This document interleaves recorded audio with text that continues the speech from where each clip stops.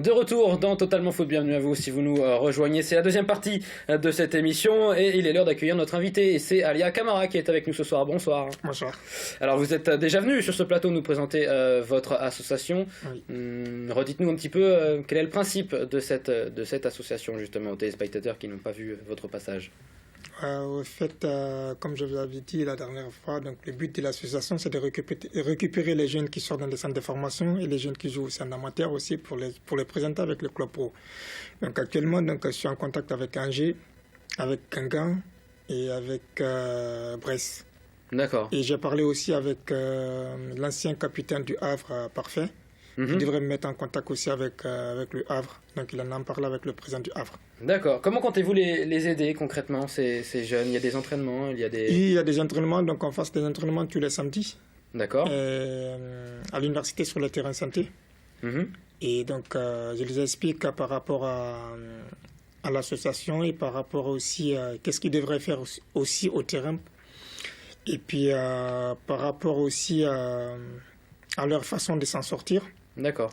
Et parce que je sais que c'est pas facile pour les jeunes, donc quand ils sortent dans des centres de formation aussi, ceux qui viennent aussi en amateur, donc ça les fait peur aussi pour aller rencontrer avec le club pro. Donc j'essaie aussi de les en parler, de les encourager par rapport à ça. Et on travaille tous les samedis à 14h30 à l'université. D'accord. Combien vous avez de joueurs dans votre association? Pour l'instant, j'en ai des trentaines. D'accord. Et vous avez été en contact récemment avec un club de Ligue 1? Oui. Et qu'est-ce qu'il a donné ce contact justement? Ce contact a donné le programme. J'ai un match contre Angers le 27 avril. Contre le SCO d'Angers donc? Contre le SCO d'Angers, oui. Vous répétez la date, j'ai pas... C'est le 27. 27 avril. Le 27 avril. Et ça sera... À 16h à la Baumette, à Angers. D'accord. Et c'est contre les pros, c'est contre le centre de formation? Les 19 NAS. Les 19 nationaux du... Oui. Et c'est un moyen pour vos joueurs de se faire remarquer? Oui. C'est ça, c'est tout le principe de votre association également, qu'on aime bien, puisque c'est vraiment bien de pouvoir aider les jeunes footballeurs. On vous encourage justement à la réussite de cette association, et en espérant voir un de vos joueurs passer par votre association, qui reviendra, qui jouera un jour peut-être dans les rangs professionnels. C'est ce qu'on vous souhaite. Voilà. Et on passe tout de suite au temps additionnel. Merci. Pas de jingle.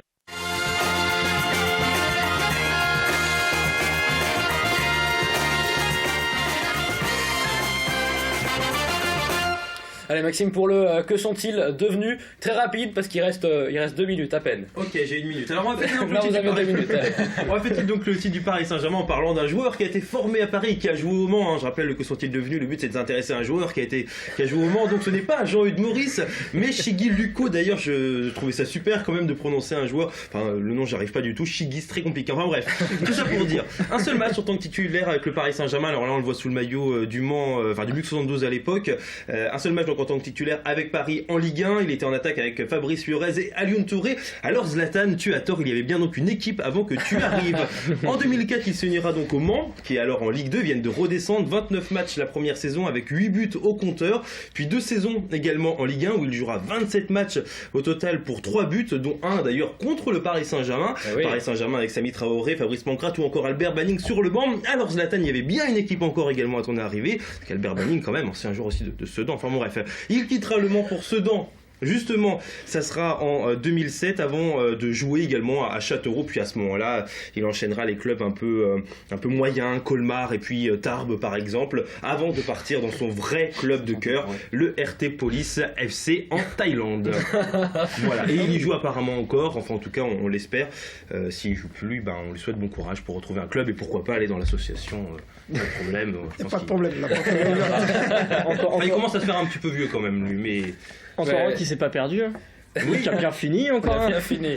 Non, mais il a eu quand même une belle carrière, on peut dire. Quand même. Mais là, il a marqué être Mans à cette époque-là, c'était la belle époque. C'était un joueur de Ligue 2, on va dire. Voilà, il n'avait pas forcément trop le niveau en Ligue 1, même s'il a moi j'aimais bien ce joueur. Ouais, c'est vrai, c'est son prénom qu'on avait. Je le trouvais très bon. PSG champion, vos avis, juste dernière question. Le PSG déjà champion? Ouais, c'est pas bien pour le suspense, ouais, pour le championnat, c'est pas forcément. Puis même pour eux, pour se préparer à la Ligue des Champions, dès qu'on joue tous les week-ends des matchs qui n'ont aucun intérêt. C'est triste pour la Ligue 1. C'est triste pour vous, Ali Camara, ou c'est bien que le PSG soit aussi fort que ça? C'est de l'argent. C'est ça. Oui. On ne sait pas. Peut-être que les Qataris viendront un jour vous soutenir financièrement. On passe au message à Nasser El Arfi. Attention, le prince. J'ai du mal dans la prononciation. Il peut être content là. Oui, je sais qu'il regarde tous les dates. C'est la fin de cette émission. Merci beaucoup de l'avoir suivi. Merci Ali Camara d'être venu sur notre plateau. Puis on rappelle qu'en avril, vous affrontez le SCO d'Angers. Donc, c'est parfait. Merci messieurs. On se retrouve la semaine prochaine pour un nouveau numéro de Totalement Foot. Tout de suite, c'est Power Boost, votre magazine de machinisme agricole. Voilà, ciao.